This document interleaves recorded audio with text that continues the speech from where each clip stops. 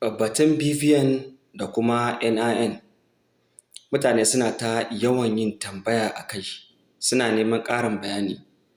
Kuma kusan abin da ke faruwa, mutane suna ɗan ruɗewa ne, kuma abin ba wai wani wahala ne da shi ba. Bari zan ƙara yin ƙarin bayani. Da farko, BVN ɗinka kana da ainihin wato tsari ne guda biyu. Ko dai ka je banki ne ka je ka yi rajistar BVN ɗinka an baka BVN number, ko kuma ka je wajen agency waɗanda aka ba wa license su yi wa mutane BVN. Idan ka tashi yin BVN ɗinka, kowanne daga ciki ka yi ya yi.